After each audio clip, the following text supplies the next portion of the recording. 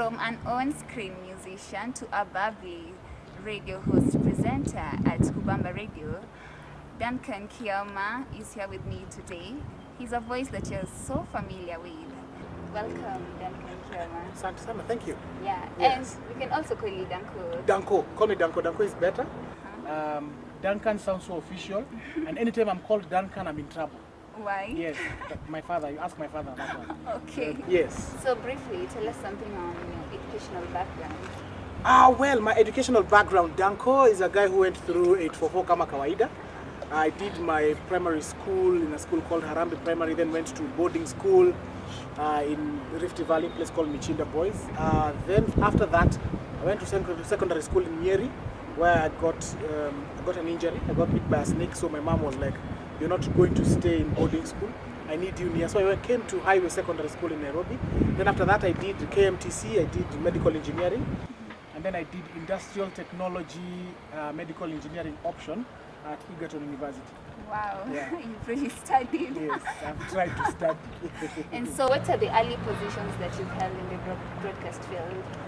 What? I think I was acquainted with broadcasting on interviews, especially on the music field. So when I was doing music, that's when I got to realize what broadcasting is all about and what radio, what TV is all about. So I can say this is my first time being on radio. I have never hosted a show before.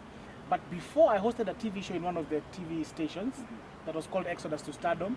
You can say that was my earliest. It's about 5 years ago or 6 years ago. And about this notion that for you to be a presenter or a host for TV or maybe radio, you have to have this wonderful voice. Do you agree to that? That used to be the culture back then. You used to, as in there's what you call a radio or a TV voice. Yes. And people used to hear someone with a baritone or a bass, and you'd say, "Hey, you have a voice for TV, or you have a voice for radio." But then times have changed and we have evolved.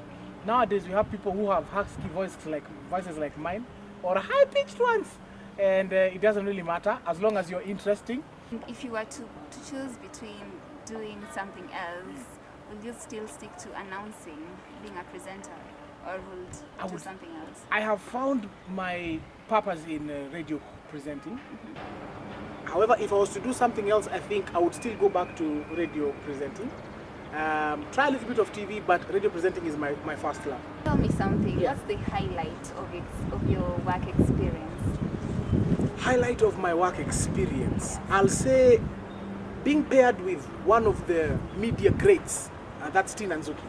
Growing up, I used to hear her on radio stations here and there, and I used to really admire, how she used to do it and the authoritative voice that she has. Now, fast forward to last year, and I'm drafted next to her, like, we're going to work with Tina Nzuki.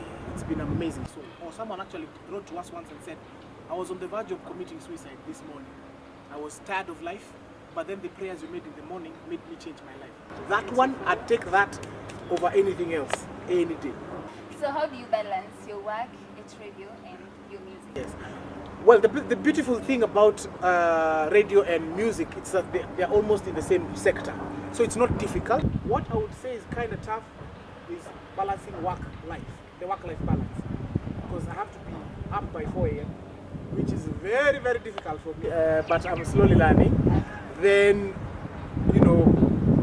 doing everything on radio, trying to catch up with family later on. Family has this, gatherings. Oh, we have a gathering on a weekday and I can't be there because, you see, radio is not any other job. You can't just take anyone else and put them on your position.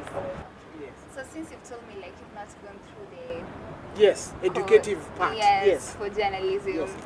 So for you, do you find these issues to do with posture, voice projection as very essential?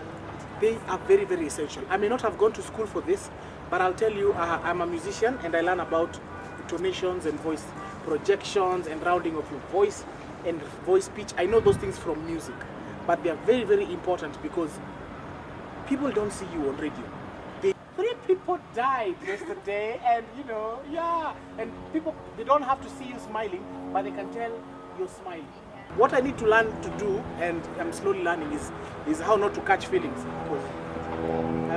and how not to be partisan. Because you know, as a journalist, being partisan would be very. It's not good. I think you've really inspired someone who has not gone through the journalism class.